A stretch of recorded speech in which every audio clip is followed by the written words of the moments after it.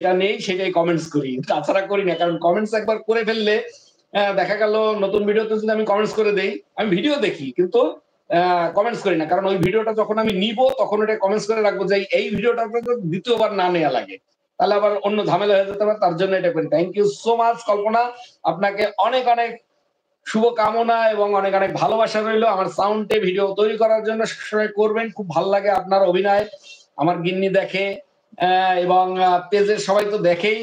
ইউটিউবাররাও খুব পছন্দ করে আপনার অভিনয়। মারাত্মক হয়, চমৎকার হয়। আপনার লাইভে আমি প্রায় সময় যাওয়ার চেষ্টা করি এবং মাঝে, মাঝে কমেন্টস করি। কিন্তু আপনার যে পরিমাণে ফ্যান্স ফলোয়ার এত পরিমাণে কমেন্টস করে, আমার কমেন্টস উড়ে চলে যায় আরেক দেশে। তার জন্য যখন দেখি যে না আমারটা হাইড হয়ে গেছে তারপর আমি বেরিয়ে যাই।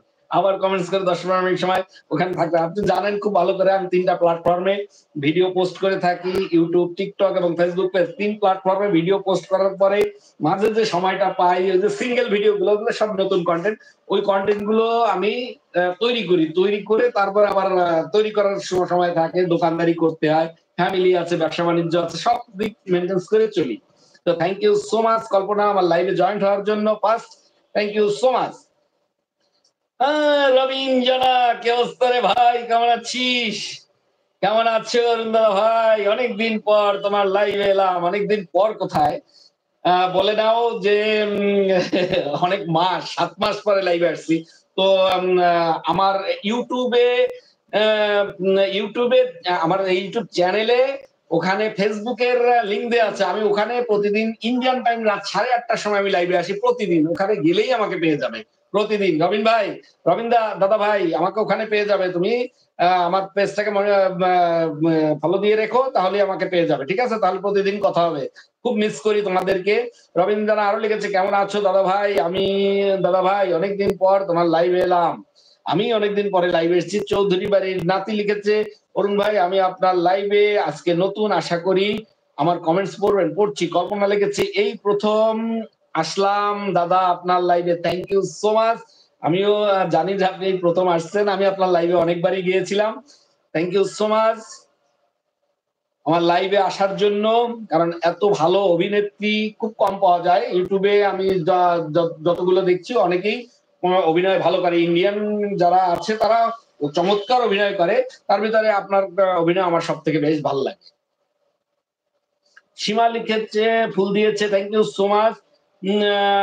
বাপ্পি লিখেছে, "আমি ইন্ডিয়া থেকে দেখছি দাদা তোমার ডায়লগ দিয়ে আমরা ভিডিও করি।" অবশ্যই আমি আপনাদেরকে ভিডিওগুলো উপহার দিয়ে থাকি যাতে আপনারা আমার সাউন্ডে ভিডিও তৈরি করে যেকোনো প্ল্যাটফর্মে যেকোনো স্থানে আপনারা আপলোড করবেন। আমার কোনো সমস্যা নেই। এমডি সুমন, আসসালামু আলাইকুম। রবিন ভাই কেমন আছো? বাহারান ফায়ার, রবিন ভাই কেমন আছো? আলো ব্লগ লিখেছে, "কেমন আছেন?" খুব ভালো আছি। আপনি কেমন আছেন? রবিন লিখেছে, "ভালো আছি সুমন দাদা ভাই।" আম রানী লিখেছে, "দাদা কেমন আছেন?" খুব ভালো আছি। রবীন্দ্র দাদা ভাই লিখেছে, "ভালো আছি।" বাহার ভাই, "তুমি কেমন আছো?" রবীন ভাই আরো লিখেছে, "সুমন ভাই তুমি কেমন আছো?" আম সীমা লিখেছে, "সবাই ভালো থাকবেন।" বাহারান ভাই লিখেছে, "রবিন ভাই আমিও খুব ভালো আছি।" সুমন লিখেছে, "আলহামদুলিল্লাহ রবিন ভাই আমি ভালো আছি।" চৌধুরী বাড়ির বউ লিখেছে, নাতি লিখেছে, "দাদা আপনার পেছনে যে আ সুই ঢুকেছিল সেটার জায়গা কি ভালো হয়েছে?" হ্যাঁ, একটু, একটু ভালো হচ্ছে আস্তে, আস্তে। এত তাড়াতাড়ি হয়? অ্যা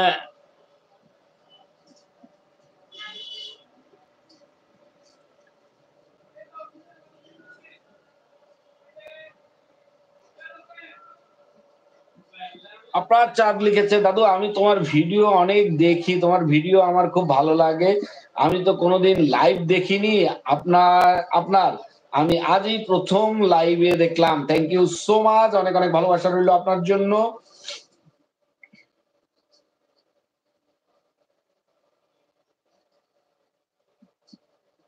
সান্নাল লিখেছে, "হাই, হ্যালো।" এমএক্স ইমন লিখেছে, "হাই।" সান্নাল লিখেছে, "কেমন আছেন?" খুব ভালো আছি। জাহিদ লিখেছে, "ভালোবাসা রইলো। Thank you so much."